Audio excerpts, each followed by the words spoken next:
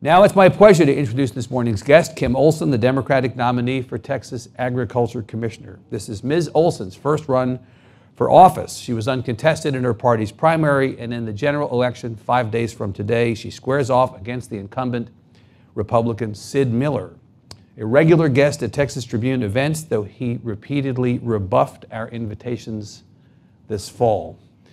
A fourth-generation farmer, Ms. Olson served 25 years in the United States Air Force, retiring with the rank of colonel. She was part of the first generation of female military pilots, was one of the first women to command an operational flying squadron, worked in the office of the Secretary of Defense at the Pentagon, and was deployed to several combat zones, including Iraq. After her retirement from the military, she served as Director of Human Resources for the Dallas Independent School District and was elected to the Weatherford Independent School District Board of Trustees. Today, she is the CEO of Grace After Fire, a nonprofit group that works to ease the return of female veterans into civilian life. Born just outside of Chicago, she has an undergraduate degree from The Ohio State University. I have to say that, The Ohio State University. And I'm watching too much college football. And master's degrees from Webster University, the Naval War College, and the National Defense University. Please join me in welcoming Kim Olson. Thank you for being here. I appreciate it. Nice to see you, Evan. Right. Stipulated, I mentioned to you at one point, mentioned to your staff, we'll have you for a conversation, and then I was a little delayed in scheduling it, and you chased after me like a dog with a bone. Which Have you met me, Evan? I appreciate. I will say, regardless of what happens on Tuesday, if you were to be elected, you would be chasing after the portfolio of the Agriculture Department, anything like you chased after me, you'd be the best agriculture commissioner in the history of Texas. Do you hear that? But it's an if. It's a big if. We'll get to the if. You. So why did you decide to run for ag commissioner? So I mentioned that you're a fourth-generation farmer. Your husband who's here, you and your husband are farmers. You have peaches and nectarines and pecans on your place in Mineral Wells. But why didn't you do what every other pissed off woman this election cycle did and just run for Congress? Why ag commissioner? Well, I think what happened, Evan, is that a lot of us woke up in November 2016, those pissed off women you described, and decided to run. And a lot of them just jumped in the game at where they felt their talents and their skill sets. So this was about Trump. Well, I believe it was about bringing reasonable leadership to all walks of our political arena. Right. And again, where you have the money, where you have the time, where you have the talent, I think is what assessment you do if you're going to be a smart candidate. And that happened to me, and I'll be quite honest. I came down here, I knew I was going to run. I came down here and I sat with Rick Levy from the AFL-CIO. Yeah. He's a Army veteran, and we sat, there were 4 vets sitting around the table, and I was describing what my passions were. Yeah. I was talking about my farming, and we also have large mechanized farms in another state, so I understand large-scale farming. And he looked at me and said, you are so passionate about it that you should run for ag commissioner because it has statutory requirements to do it. And we always struggle finding really good people to run on our side. And I thought, and as soon as he said it, Evan, I swear it was like the angels in heaven, oh, all right. saying alto. Right. And I go, that's it. And I hopped up, and Ken will tell you, I got in the car, I called him up on Bluetooth. I wasn't driving and talking at the same time. And I said, we're running for ag. And he said, of course we are. And it has just been Mr. Toad's wild ride ever since. Nonstop. Would you be running if someone else were ag commissioner? I think that's a fair question. I think when you do your assessment, you say, who best can I juxtapose my leadership skill sets against? And Sid is the perfect candidate to run against. So I asked you if it was about Trump, and it sounds like it was about Trump, and it wasn't, in the sense that while it wasn't about the president maybe personally or specifically him in office, it was about the environment created in the wake of his election. That is exactly right. And that leadership skill set, whether you like it or not, it's a skill set, and the current incumbent has that exactly kind of skill set. So that's my point. So are you running to enable something or to prevent something? Are you running to do something or to fix something as it relates to Commissioner Miller? That's a really good point. I have run my campaign like I'm going to run the Department of Ag. I'm going to run for something. I'm going to inspire the employees that are going to work for us. I'm going to put professionalism back in that office, because if you can testify, I have no fingernails. I work in the soil every day. I work very hard, as do the farmers and ranchers out there. And I think the person in that office should just work just as hard as they do. So that's the second thing. And let me stop you for a second. Is the implication that he's not working hard enough? I don't think he's working on the right things, Evan. And if you... It's priorities. Exactly. And it's how the Department of Agriculture is being seen by not just internal domestic audience, but the external the external audiences of the country. Meaning, if you are seen as a buffoon, and those aren't my words, those are Washington Post words, and seen as someone that does everything else but agriculture, then that's not good for Texas ag. I mean, geez, Evan, it's a $106 billion industry. You better huge be just percentage as of the economy in Texas. Absolutely, a third Right. of our GDP. Right. 1 in every 6 jobs is in ag. It's Right. a huge thing. We do a lot of things. The breadth. Farming and ranching is the heritage of the state, the legacy of the state. Even, and we'll talk about this, as the population shifts more from rural to urban, there's Right. always going to be farming and ranching as a central component of our lives here. But ag isn't just about farming and ranching, Evan. Right. And this is part of my journey in traveling all over the state, which I've been to 242 counties. I'm chasing Beto all over the place. I can't quite catch him yet, but I will. Yeah. And I've been on farms and ranches and sat at family dinner tables. And what I find when I'm out in the system is we're more alike than we are different. But that's the rural arena. Let me talk about the urban and suburban. We have to do a good job about educating people as to how important ag is to their daily life. If you eat and wear clothes, you're in ag. That's my starting line. And then I talk about the weights and measures that we do, the gas pumps. I talk about feeding 3 million children every day. I talk about matching grants with Meals on Wheels so we Right. feed our seniors. I talk about making sure food is safe. I talk about licensing pesticides. I talk about rural development, alternative energy, hospitals 40 beds or less, and bringing broadband internet. That's a huge swath. It's not just farming and ranching. And once folks learn that, then they're like, holy cow, it is a big job. Other people outside of rural communities in Texas Absolutely. have a stake in the outcome of this election and in the work of the Ag Department. So I hear it's about priorities, it's about work product, but it's also, to come back to this point, it's also about perception. Mm-hmm. The perception of the Agriculture Department and the Agriculture Commissioner in the eyes. Aren't we in a political moment where embarrassment is not a disqualifier? I mean, I really do want to come back to the Trump-Miller axis, because he's running as, in his own words, Trump's guy, right? That's his phrase, not your phrase, not my phrase, Trump's guy.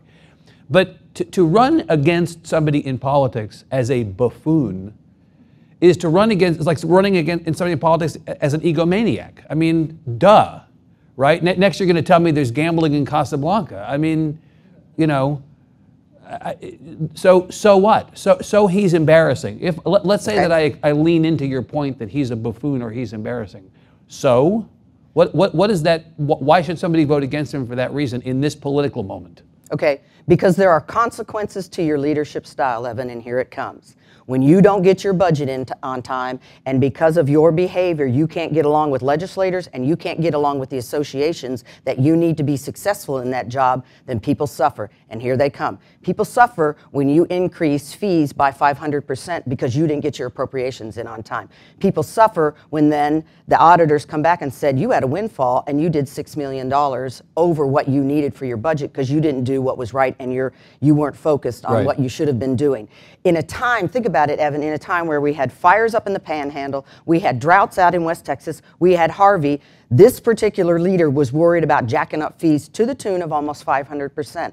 I say that is a mismanagement, and you do not display the executive leadership skills that are needed to run this kind of office. Right, but that, to my mind, Colonel, comes back to substance and not buffoonery, right? So that actually is about work product. And so this actually gets to the fundamental question I want you to answer today, which is, what is it that he has done that you will stop doing, and what is it that he has not done that you will start doing? There are specific things over his 4 years or so as Ag Commissioner that you believe are wrong for the department and wrong for Texas. You've named some of those. Mm-hmm. It's really those things at the end of the day that you're running against more than Yosemite Sid. Exactly. Right? More than the cartoon character. Exactly. Right. And that's why in going all around this great state and talking to people, what we have done is listened to people where they are, because the representative government is about going out and listening to people and then representing their concerns here in Austin, not the other way around. Right. And the good news is I'm not a politician, therefore I don't have a career that I'm looking at going. I want to do the job at hand. It's an agency. It does not legislate, but you have to get along with legislators. It's an agency, and you have to get along with the associations that I've worked very hard. And you represent us, not those industries, but you have to get along with industry. Right, because you can leverage them to help you do things for their members and for those that are out in the system. Yeah. And so what I intend to do is the very first thing I said, which is reestablish the professionalism that is that office. It's a $700 million-dollar operation with about 700 employees, and I think they deserve and have earned a good leader that will focus on the job at hand. Number two, I want to reestablish the credibility with both of those associations and that laundry list that did not endorse him this time that normally would have.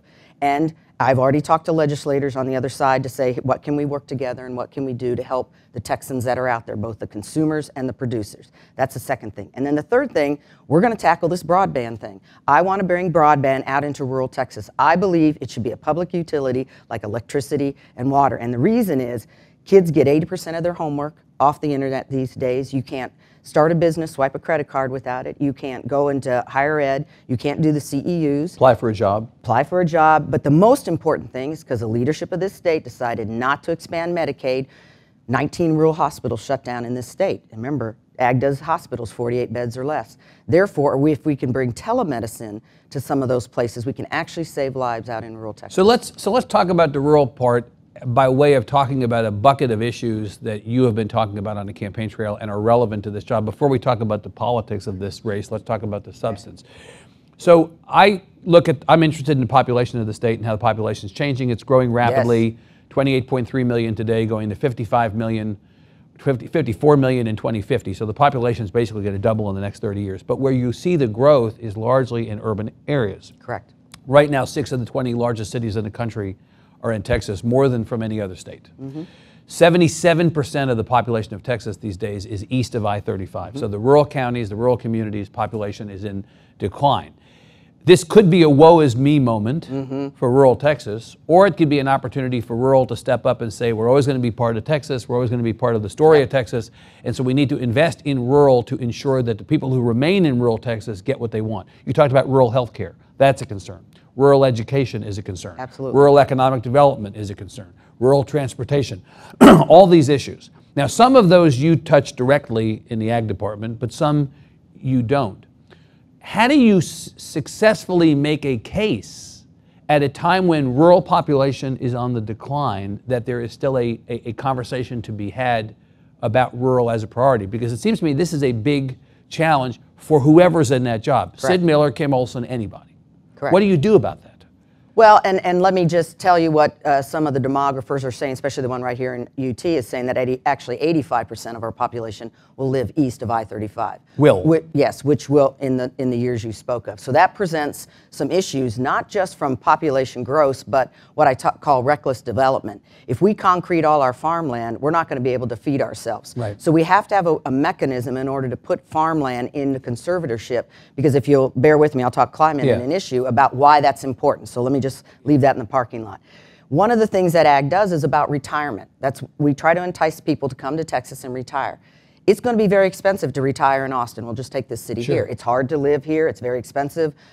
We were out in Marfa. Folks can't even live down there. I was there yesterday. And it's too expensive to live right downtown. So where will people go to retire as we age out, those of us about a couple million, 3.2 million folks above the age of 65 here in Texas? Where will they go to retire? Well, a lot of them, if we can bring services to rural Texas, especially medical, we could push out our retirement folks and allow them to live a life out in the rural areas. So I don't think you write off the rural community just because it's not where the population is growing, because people have to go somewhere to retire, and those are perfect places for people to go into the rural areas. It's quieter, it's cheaper. Again, but if you don't have access to health care, absolutely, whether in person or telemedicine, say, if you don't have adequate schools, if you don't have adequate higher ed opportunities, if you don't have adequate roads to get people from point to point, then you're not able to make that proposition come true. Exactly, and that's why rural development is important. It is not just important for the farmers and ranchers, it's important for the 2.3 million people who are aging out within our state. They will have to go somewhere.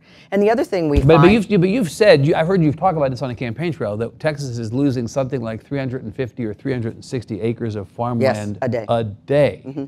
So at a moment when you say, and I believe you, that there's this need to preserve and protect and make...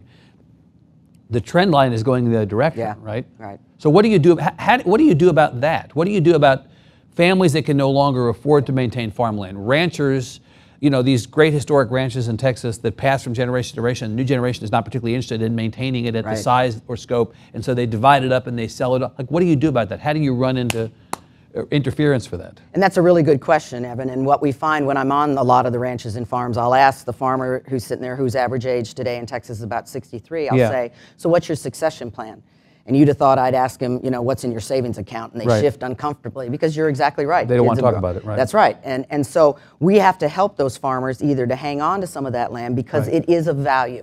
And let me just give you an example. Those farms that they have invested in all their lives or ranches are really their 401ks. Think about it. And they either can pass it on and pull revenue from it as they age out, or they can sell it and live off of the proceeds. Exactly. Right, So I think we should be on the side of preserving some of this great land. And again, I'm harkening back to my climate, and I'll tell you why that is so critical in the environment that we have today.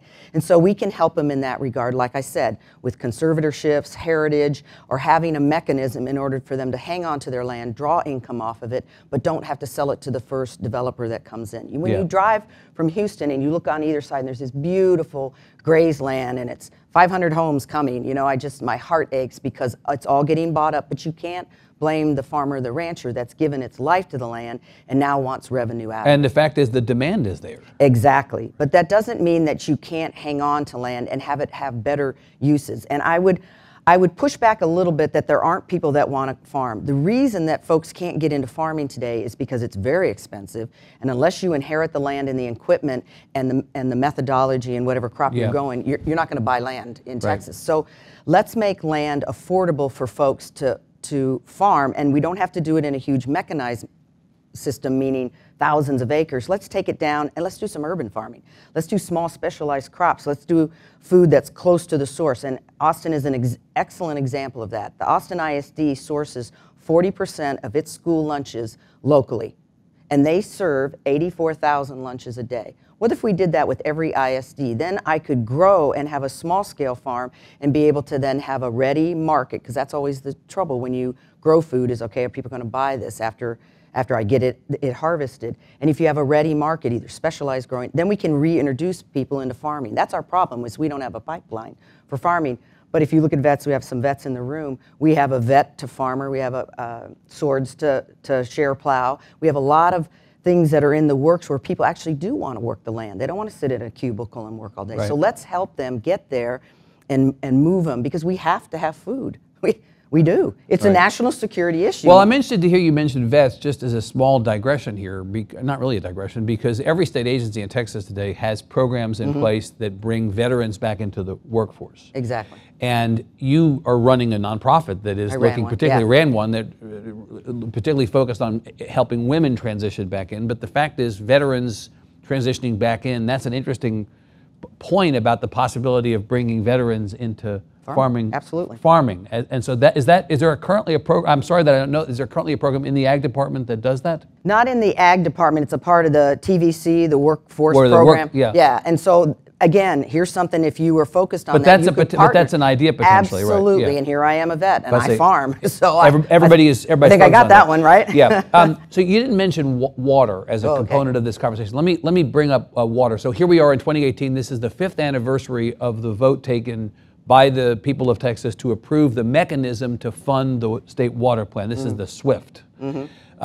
There were hearings, I think, on Tuesday here, 5 years out, in which the Natural Resource Committee of the House, Lyle Larson, Eddie Lucio from the Valley, were talking about how this has been more successful as a program than they anticipated in terms of making loans available to these groundwater districts and all these projects that have been proposed. But water is going to be, we talk about 54 million people in Texas, water is going to be a problem. We're going to have a strain on our natural resources. So from an Ag Department, although the water issue is not entirely in your hands in the Ag Department, what do you do as Ag Commissioner to address this question of access to enough water for the people of the state? And I love that question, and that's probably the number 2 issue that you find when you're out in the system, is about a resource, and water is a finite resource. And so the biggest thing we can do, and I tell this story of being out in Midland, because I'm a Dem that goes where no Dem has gone before, Midland in the summertime at 106 degrees. And I'm visiting with a cattle rancher, and he's selling off all his cattle at the sale barn because there is no grazed land, and around bales running for $120. But yet when we drove down the road, there's a center pivot, which is an irrigation system that going at 4 o'clock in the afternoon at 106. Now where's all that water going? You don't have to be a scientist to figure it out. It's evaporating into the atmosphere. But if we could bring technology via broadband, Evan, to that farmer and rancher and put a temperature sensor on the center pivot and allow him to water at 4 in the morning and have a sequence such that when the pressure tanks fill up, he can run it all on his cellular phone. Or if he has a break in the line, he can shut that down. All that is doable today. All that is available for us, but you've got to be able to have the pipeline, the broadband, to get it to the farmer and rancher out in the field. And that's a way, if we can bring technology, we will use that resource, I think, better. We would be better stewards of that particular resource. Look, every farmer and rancher I've ever met wants to be a good steward of the land and a good steward of the resource because they rely on it for their livelihood. Right. So no one's out there doing irresponsible things, not anyone that I have met. Yes, you hear these stories and there's some bad actors out there, but for the most part, we really try to be good stewards of our land. And you are absolutely right, but you cannot blame that farmer that just sold his cattle off because he has a pump and he can bring water up from the Ogallala aquifer and sell it to the oil companies to make money, because when he can't make money on his livestock, his tractor payment is still due. His child still wants to go to college. He still has to put food on the table. So whatever resource he has on his land, he's going to leverage in order to make money just to make his livelihood. So we've got to be better helping him use that precious resource. And again, we were up in the Panhandle talking to, I think it was the 10th Water District, and they are very conscious of the water and the tables and where it goes. And we're different in Texas. We have aquifers that will recharge. Ogallala does not. It will not recharge. So once the water's gone, it's gone. So we have to be very conscious of that. And right now, those of you that don't know, we have what's called property rights or surface rights. If I own the surface of that land, I own the water underneath it. And if I have the biggest pump, I can go down there and take it all out. But the surface water versus the groundwater fight is one that ultimately it's the courts. It is. The courts are going to decide this. Exactly. Ag can't decide this. Ag department can't decide this. Industry can't resolve it by itself. It's going to be a. It is. You're absolutely right. It's going to be the courts. It is, and it's a conversation that everybody kind of shifts in their seat, but we are going to have as we run out of water. Do you think that the industry, generally speaking, has been an efficient enough user of water? I mean, there's a lot of discussion of whether the energy industry efficiently uses water to the benefit or detriment of Texas. Do you think ag has anything to answer for in that respect? I do, but let me just give you an example of where I think we don't do things well and not as efficient. All right, so here comes your ag lesson for the day. We have something that you can run, basically a drip system about 18 inches underground. And you can actually irrigate underground. It's an incredibly efficient, much better. You use less water, the whole 9 yards. And then you have the center pivot. But I can't get funding for the underground drip system. And you want to know why? Because if I don't make my payments, they can't come back and get it. Yep. If I don't make my payments on a center pivot, they just come back and deassemble it and take it away. So it's actually in the funding, it's getting the capital. So let's look at how we change how we give farmers and ranchers money to upgrade their irrigation system. And if you can't get money to run it underground, I'm going to use the center pivot, which isn't as efficient, or I'm going to use the canals, which is terribly inefficient. And then there are other things. I was in El Paso, and again, we talk about barren land, which it is not good, and we address that. And here's barren land, just sand blowing all over El Paso. And I said, why is 320 acres sitting idle? And they said, because in El Paso, you pull water off the reservoir, you get so many inches per acre. We go and we buy this barren land. Now I have access to water, but I repipe it and I feed my pecan orchard instead of growing on that land because I have a higher value crop with the pecan than I would anything I could grow in the field. Yeah. Now, so those are rules that we make up that make us inefficient. Also everything is about choices. All policy debates are about choices, and you can't blame, as you say, you can't blame people for choosing the outcome that is economically most beneficial to them under hard circumstances. Exactly. It's already hard enough as it is. On the property rights question, there's an eminent domain narrative through line in almost every conversation we have about policy these days, whether it's energy, pipelines, transportation, high-speed rail. There's electric utility poles and lines on property. From an ag perspective, running for this job, where do you come down on the whole property rights versus the public good question? I sit squarely with what the Farm Bureau has done, and I've gone and talked to them several times because that's their #1 issue for this legislative session. Look, we have about 4,000 companies that fill out a form and say, I'm of the public good, meaning I can just roll in, take your land, slap down eminent domain, and put whatever I want through your land.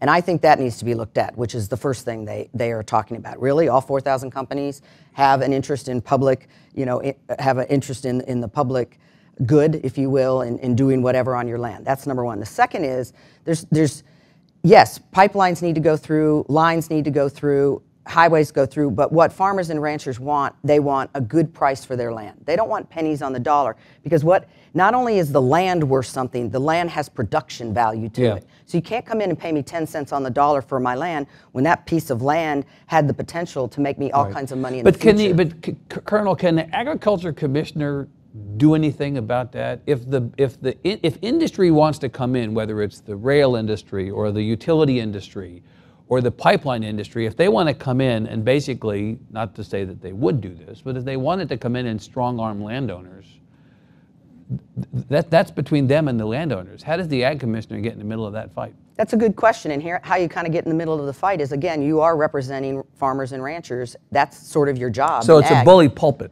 Well, and it's an access on education. So let me give you the example. They come into you and then they say, okay, we're going to take this swath right here, and there's nothing you can do about it. That is not a correct statement. There is. You can go back and you can appeal and you can say, no, that's not enough money for my land. Here's what it's worth, on and on. And I think the places like the Farm Bureau have lawyers on staff. There's a website that the farmers, so it's more about educating the farmers and ranchers about their rights. So you become an advocate for the landowners, and you make it the responsibility of the agency to be sure that the landowners have the power to advocate for themselves. There you go. Very good. Thank you. You're hired, Evan. Right. Okay, great.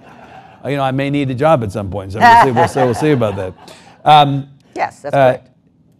Regulation. One of the things that Commissioner Miller has pushed back on, and before Commissioner Miller, Commissioner Combs, I'm not sure they agree on a ton, but they agreed on that, is they didn't like the federal government telling them what to do as it related to aspects of the portfolio of issues managed by the agency. What is your view of regulation? How do you balance the freedom for Texas to be Texas and the regulation or regulatory environment? Where do you come down different from your opponent on that? Well, I think in the good word, I'm trying to learn to be a politician, that my favorite color is plaid, and I feel strongly both ways, right? That's how it works sometimes. But I think it depends. So here's an example. When you accept money from the federal government, you give up a liberty. Something is always tied to that money. There are always strings. There are. They're just not going to give you money and not tell you kind of what to do with it. That's sort of the thing. So when we accept, and here's the good example, when we accept almost $600 million from the federal government for our free and reduced lunch program, then there are ties that come with that money. And you have a choice. Back to your point, Evan, you can say, no, thank you, I don't want almost $500 million. Or yes, I will take that money and we will do what we can. And again, if you have somebody reasonable, you can go back up into DC and you can say, look, USDA, those rules don't work for Texas, and here's why, and you lay out your case. Same thing with regulations. You have to do A, B, and C. Look, that doesn't work for Texas, and here's why. And you lay that out and hope that you can either speak to reasonable people in DC, speak to the agencies who have that funding that give it to you, or you can say as Texas, fine, like we've done, I don't want I don't want Medicaid. Well, and the fact is, the instinct, whether it's on energy, EPA, sort of pick your, choose your adventure, basically. Exactly. Our attitude has been to sue the federal government over almost every attempt to regulate what happens in Texas. Do you believe that the disposition of this state toward the federal government ought to be don't sue, negotiate, or are you as willing as your opponent is to push back as a first instinct? I guess that's what I'm trying to get at. So the short answer would be, I am one that always wants to negotiate. And I say that to you because I grew up in the all-male environment of military aviation. And my lesson in life was, every time I dug my heels in, they had the bigger stick and I lost.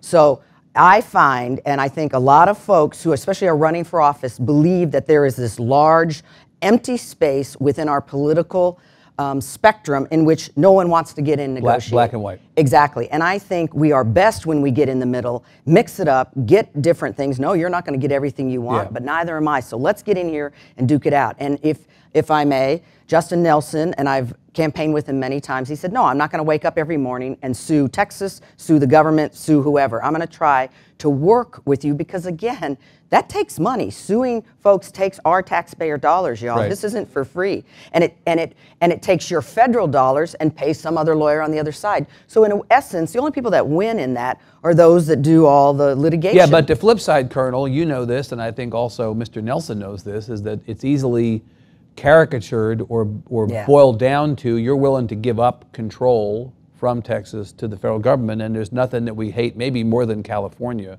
than the federal government.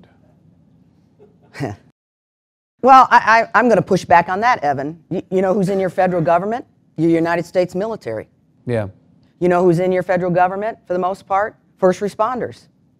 You know, we don't hate them. So the federal government is not as bad as all that. It's not. And you need it. It helped us build our highways. It does research for us. It helps our veterans. This is where we get our money. Yeah. You know, so you can make someone the demon, and then, you know, it's the classic, you know, it's the classic leader. Let's paint somebody as a demon, and we'll, you know, right now it tends to be immigrants, and we'll whip up on them, and everybody gets up behind you, and you create this emergency and this threat and this place of fear. And again, I'm going to pump out another one of our great candidates, Beto, who says, look, we can live in fear. That is a technique. We can all get in our corners and hunker down and hope everything turns out all right. Or you can lean in, get in the game, and get in the political discourse and say, no, and I'm going to push back on Texas. Ask Texas what they're afraid of.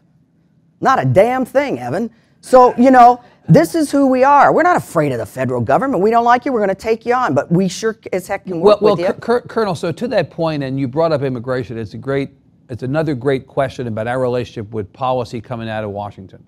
You say that Texans aren't afraid of anything. We have polling that we've just done that we're rolling out the results of over the last couple of days, and, you know, yet again, for the umpteenth time, the number one issue on the minds of Texans is immigration. You say we're not afraid of anything. We do seem to be, as a state, at least according to polling, concerned, if not afraid of, undocumented people in the state and the impact of illegal immigration. We saw what happened in other states with a heavy ag industry when there was a move to deport people who were not here documented. The economics of that ag industry collapsed because the workforce was so critical, and the loss of that workforce really was debilitating to ag. You have a very hardline immigration ag commissioner. Correct. Currently. So, and we also did polling this week and asked Texans about what we would do, what they would do with the undocumented folks in this state. And a majority of Texans told our pollsters they believe that all undocumented people in Texas should be deported immediately. So my question is, in that environment, what would your position be as ag commissioner as it relates to undocumented labor in ag? So guess what the number one issue is in agriculture? Labor.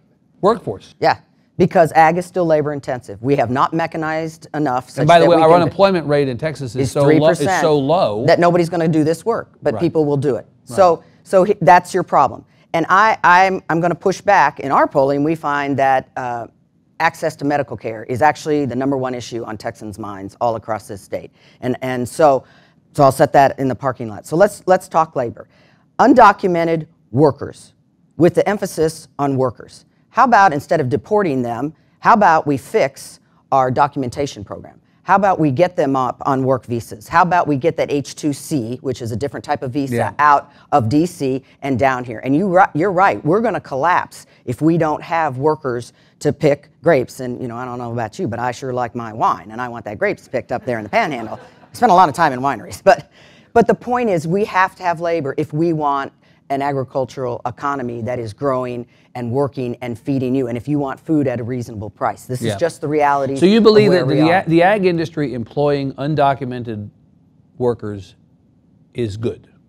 I did not say that. What I said is that ag is labor intensive, and this is the concern of all the ag people that I talk to, and it's not just ag. It's your kitchens at every restaurant. It is your roofers. Hospitality, it is your construction workers. Look who's rebuilding. So, you know, I don't mean to slap businesses, but we're all duplicitous in the undocumented workers. Would you support an E-Verify program for the ag industry to allow employers to determine the status of their applicants for jobs?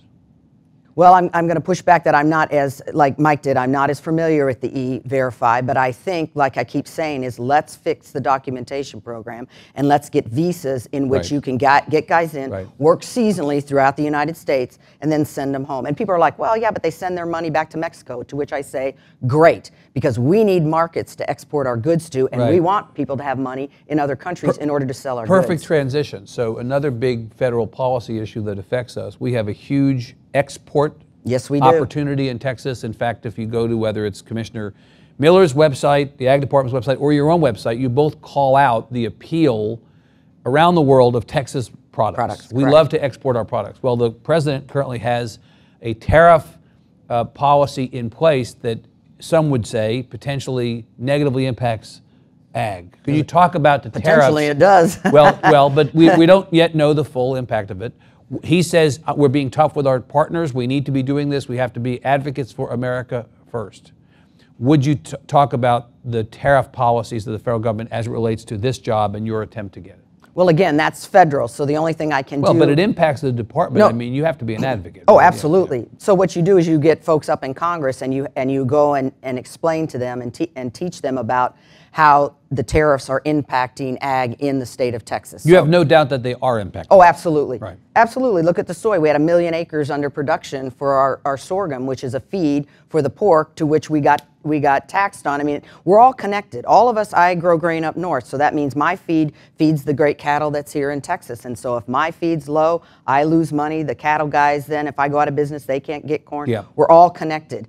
And so what the tariffs have done, and this is what's the danger of a trade war, and for those of you that don't know, a tariff is a tax. It's just as simple as that. Let's call it what it is. And so what I want to remind everybody is that the trade wars are about intellectual capital. This is what it's really about, but it's being paid for on the backs of farmers and ranchers, because that's the quickest and most damaging way for other countries to hurt us, is to then tax our products that are going to go westbound, which most go into the Asian market. But let me tell you what's going to happen. If we lose those markets, meaning we step out of them, even though they like Texas products, they're not going without their beef, Evan. And they're going to get their beef from Australia. They're going to get their beef from Brazil, because unlike 20 years ago when we could leverage this, they have basically logistics systems that can get their products in there just as fast as ours. The buyers have more options today than absolutely, they and they are not going to tolerate that. When we dropped out of the TPP and we used to send our beef and beef products into Japan, we went from a 10% tax to a 50% tax, and as much as they love Texas beef, they're not paying 50 cents more. Yeah. So Australia filled those shelves with their beef. So this gets to the question of Trump and Miller. So Miller is running as Trump's man. He sees that as a feature and not a bug. He thinks that's an appealing aspect of his candidacy. And look, the fact is, President Trump may have only won Texas when he was candidate Trump by 9 points, but he still won it. He did. This is still a Republican state. This is still, according to the polling, a Trump state. Doesn't that help him? Doesn't your pushback against various Trump policies in Texas ultimately put you on the wrong side of the people you need to be elected? Well, I never think I'm on the wrong side of anything, Evan, well, I mean, it's a good line, but let me tug a little bit back to what I asked you. This is a Trump state. You are not a Trump candidate. Doesn't that put you on the wrong side of the people you're trying to help you get elected? I do not agree with that statement. That it is a Trump state. We're not a red or a blue state. We're a non-voting state. Yeah, but the fact that it's a non-voting state means it's a red state. You know that. Well, no, Evan, I would tell you that Texas is a red, white, and blue state. That's what she is. And that's what I find as I've been out in the field, and I've been on this campaign trail for 20 months now. Yeah. So I would like to say I have an incredible feel for what's going on in Texas. And I will tell you that, yes, people out in the system appear to support the president because, again, he is our commander-in-chief. Vets will tell you that. A lot of folks that voted for him still support him. Your polls will tell you that. I've met one man in the entire time I've been on this thing that thinks Mr. Miller is doing a good job for Texans out in the field. So I don't care whose man he is in Texas, he still is not doing right by Texas. So he can align himself with the president, but that shadow is not big enough to help cover up the... Trump may get Trump elected, but Trump doesn't necessarily get Sid Miller elected. And let me offer you this. If you go back and look at the Houston thing, I don't believe the president mentioned Mr. Miller's name at all. There was no endorsement. There was before the primary. Although he did endorse him on Twitter before the primary, did he not? Before the primary. Before the primary, right? But don't you think if Sid Miller asked the president, well, it worked, right? if you think Sid Miller asked the president to tweet about him now, that the president would be only too happy to do that. He seems to have a lot of executive time these days. I'll leave that one alone. Would you rather, okay, would you rather the president endorse, would the president talking about Sid Miller help you or hurt you? I don't know, and I really don't care. I'm running a campaign. You're not thinking about that. Because I'm running a, yeah. I mean, Miller has a record that he can either stand on, and that's why he didn't debate me, because I believe he couldn't support his record because he really hasn't done much for this Texans. Let me come back to this question of Miller and Miller's character as a factor in this race. So we've talked a bunch today about issues, and there's many more we could talk about if we had more time. But obviously one of the things that his opponent, primary opponent in the primary, principal opponent in the primary, Mr. Blocker, has talked about, and people who have supported your campaign, if not you yourself have talked about, are the non-substantive aspects of Sid Miller's work. The ethical questions that have come up over time about Mr. Miller. His habit of posting fake news and offensive memes on social media.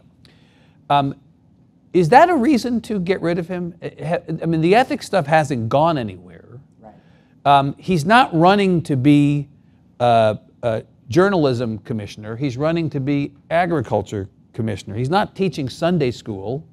He's running to be ag commissioner. People don't seem to find his fake news or the offensive things he posts to be a disqualifier. Should we be even talking about it? I just think Texas can do better as a leader. We have 1 in every 6 jobs is connected to ag. It raises $106 billion, and I just think that kind of leadership style is not good for the farmers, ranchers, and consumers in Texas. That's what I think, Evan.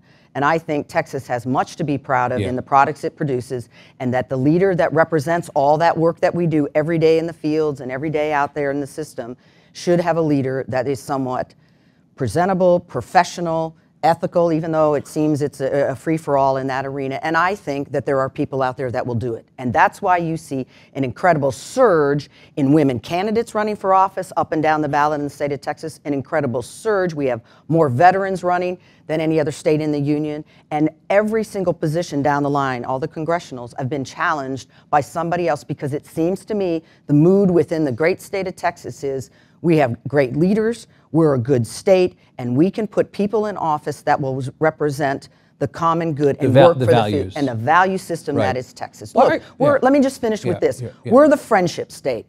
That's what we're known as, the friendship state. And when you post those kind of memes, when you're ugly, when you talk about nuking people and the people are rattlesnakes and all these, call women this, very vulgar word, I don't think that represents the core value that are Texans. And that's what I would like to do.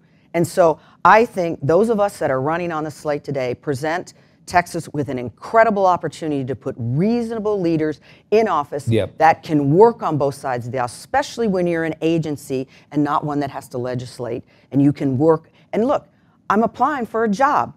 That's the reality. And the way I get the job is I get voted in. Yeah, it's as simple as that. It is a job search, basically. That's an interesting way to think about it. So why are you a Democrat? Because that's my tribe.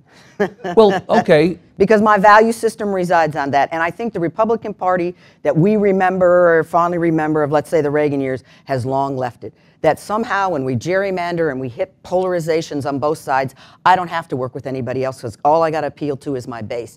And that is dangerous for our democracy. Wouldn't it be easier for you to run in Texas as a Republican? Couldn't you have decided to run as a Republican, and wouldn't you have had a better shot politically in the primary if you wanted to get into office and be the person you are, change nothing about who you are or what you believe, but as a practical matter, to get elected, it would have been easier for you to defeat Sid Miller in the primary, probably in the year of the woman especially, than to run against him as a Democrat. Did you consider it for a minute?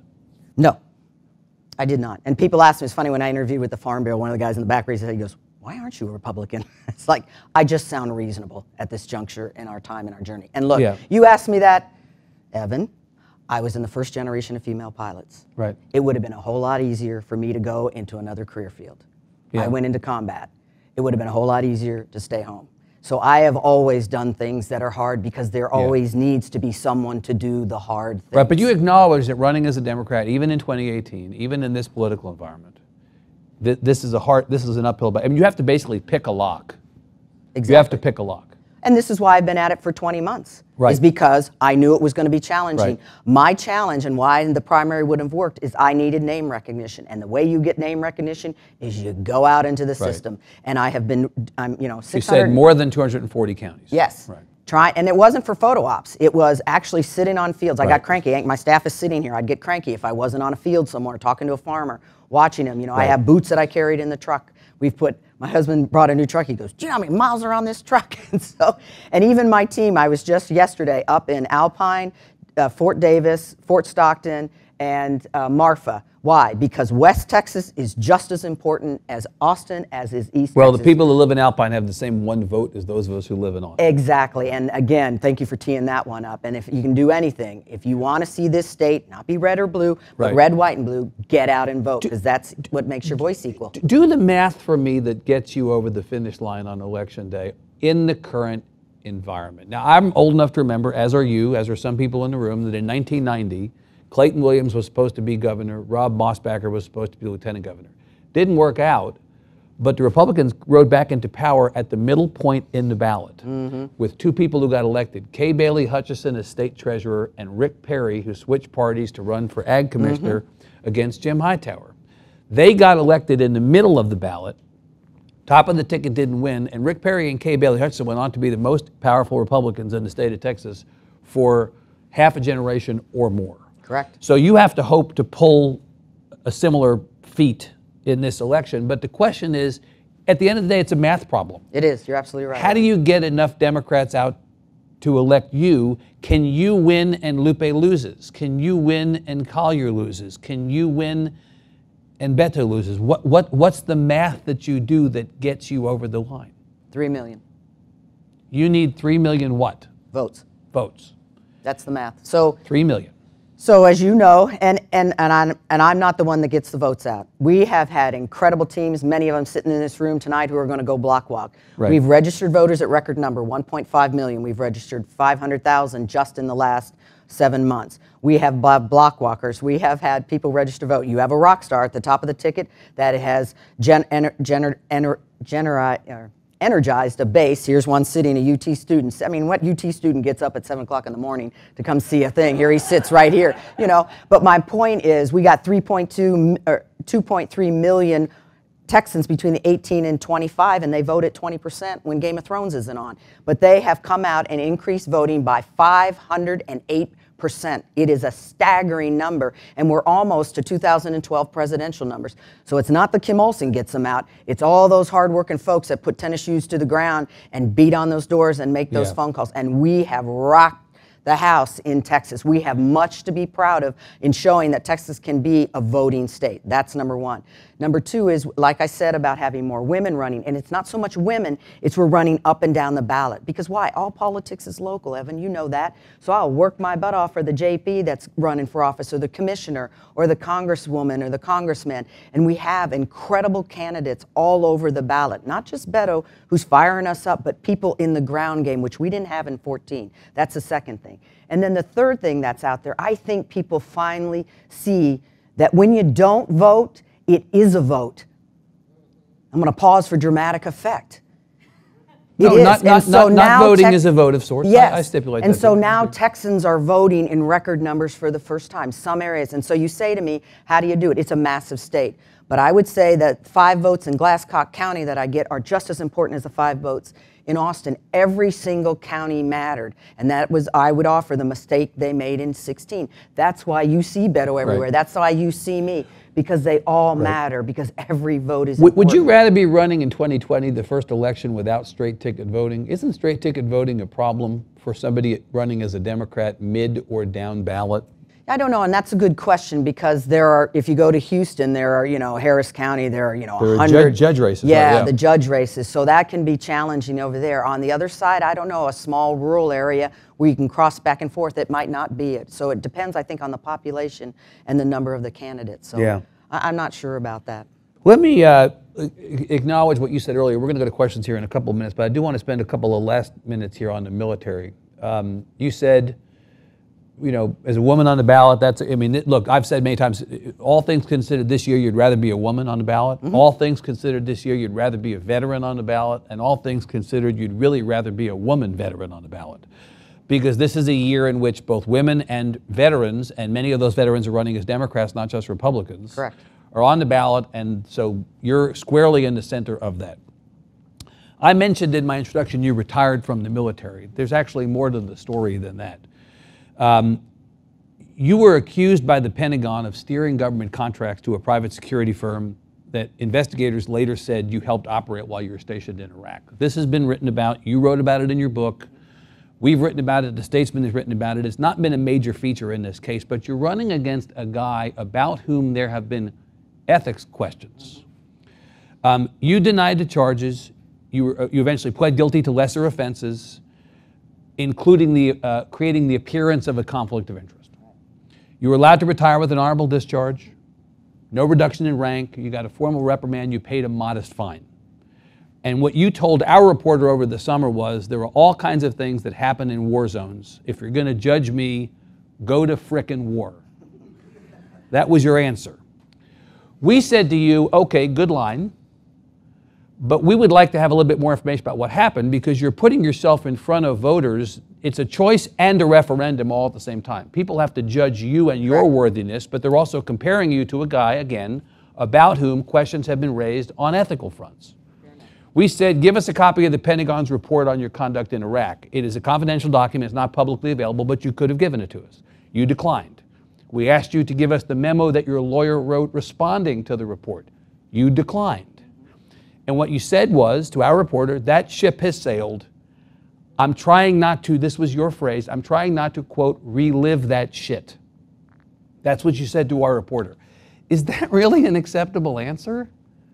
Well, I think you took it out of context, not that every reporter's ever I would go back and look at the story. I think I put it exactly in context. Well, what I'm saying is his quote was not exactly correct. So not that a reporter would ever get a quote incorrect. We're as capable of making mistakes as anybody. Let's talk about what you did. But let's talk about that, Evan. And I think that's fair. It's out there. It's not anything that's hidden. And you're correct. I wrote a book about a chapter in a book about my time in the military in Iraq. And I'm going to say something that you probably would not hear Mr. Miller say. And this is why we are so different. I am accountable for all of my actions in my life. And all the decisions I have made in my life has made me the woman I am today. Right. And I made the best decisions with the information that I had at the time, in the environment in which I have at the time. My charge was to keep people alive. Evan, that was the bottom line. And whatever it took, I did that. And if at the end of the day someone wanted to Monday night quarterback me, or I made a decision because I didn't have all the information, then I suffered the consequences. And I will say this out loud, and I will say it unequivocally. Based with the same exact circumstances, the information I had at the time, I would make the exact same decision and suffer the same exact consequences, full stop. Does the public deserve any, before we go to the audience here, does the public deserve any more transparency on this? If you were to be elected, would you be willing to provide more transparency on this in the form of documents that we can't get access to and the press public can't get access to, but that you would make available so that the public has no questions, as they seem to have had about Mr. Miller over the last 4 years?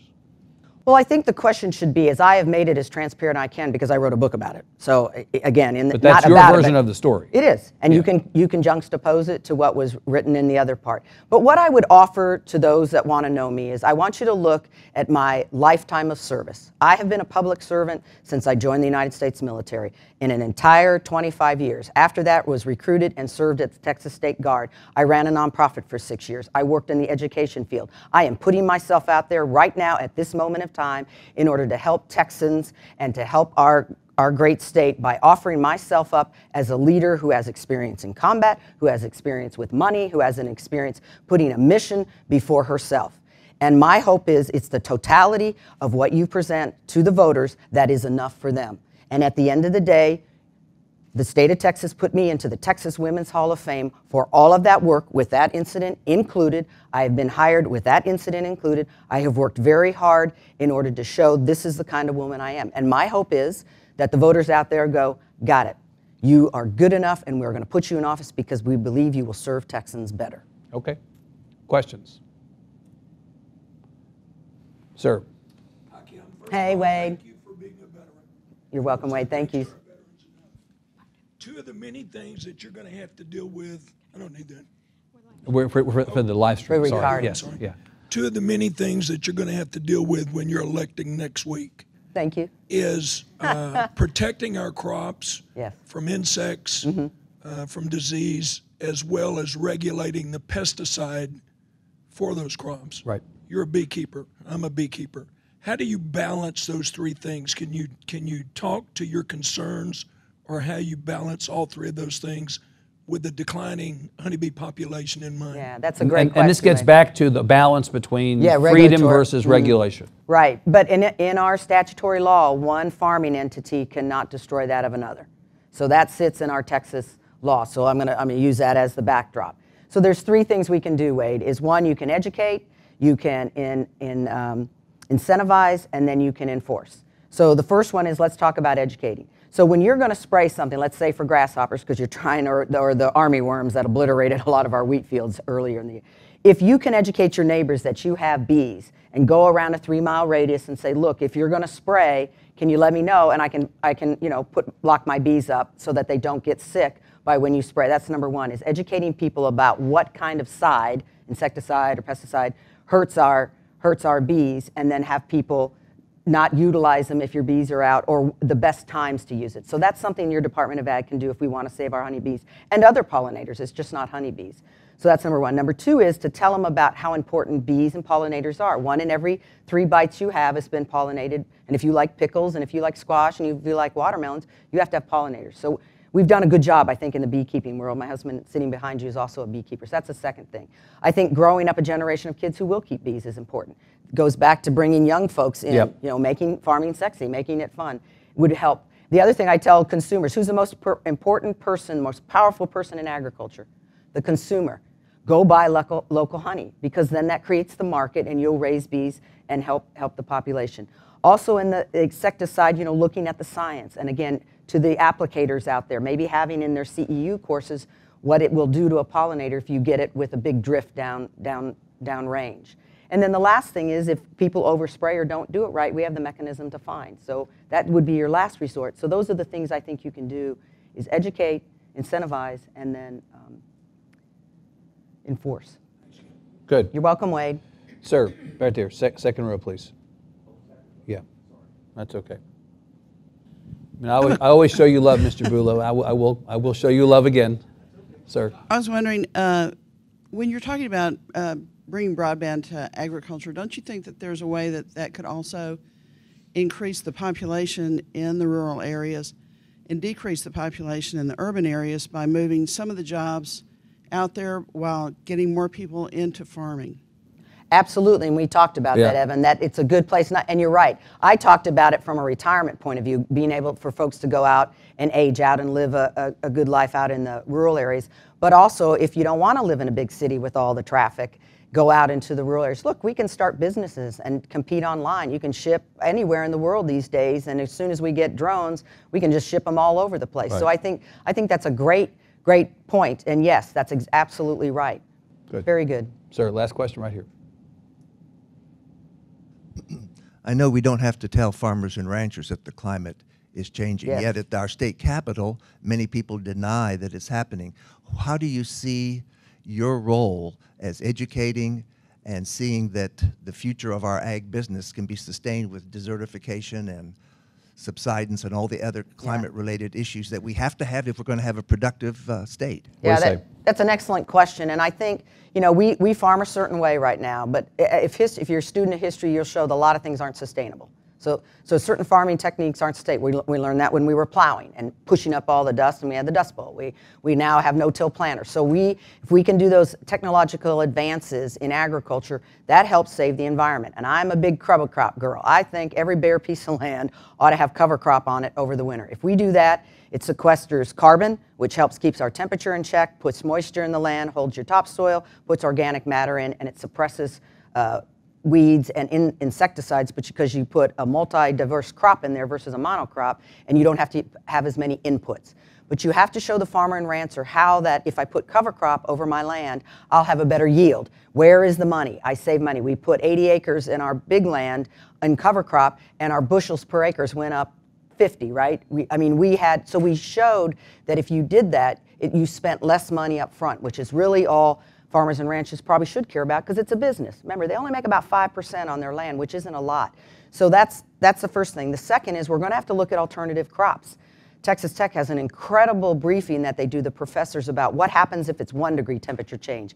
These are the crops that cannot sustain. There's not enough water to grow corn after a while because it just gets too hot and the plant can't stay moist. What happens when there's 2 degrees temperature change? You lose a lot of the grains that are out there. So we have to get ready for when the earth changes and mitigate sort of the loss of crop and our ability to grow food. Because I'll close with this, and I know you're shifting there, Evan. That's okay. Food is a national security issue because the reason the United States of America is a powerhouse she isn't just because of her military. It's because she can grow her own food and feed her own people. Once we lose that capacity, we are beholden to the country that's going to do that, and they can hold us in check with that, and I don't want to be there. I want America to maintain her capacity to grow food. We invested in farm to market, rail systems, distribution centers, refrigeration, and we need to keep that because we want that capacity in America. And I'm your girl. 5 more days? I know. Are you excited? I am not excited. I'm like in a battle rhythm right now. I'm like on deployment. I'm on campaign deployment. I'm focused. Today we get done, we go over to a school. I'm looking at a school culinary program. Yeah. We hit the blocks tonight, we hit polls tomorrow. I work every day up until 6 o'clock on November the 6th. You're eating lunch at school? Uh-huh. Fried food and cupcakes? Nope. Nope. Not in Okay. this, it's a culinary school, so We didn't even get into that. Yeah. Colonel, you, thank Evan. you so much. My Greatly pleasure, appreciate it. Evan. Thank you all. All right, good. Thank you so much for your time. You're welcome. I Grateful. appreciate it. Good, Very yes. good.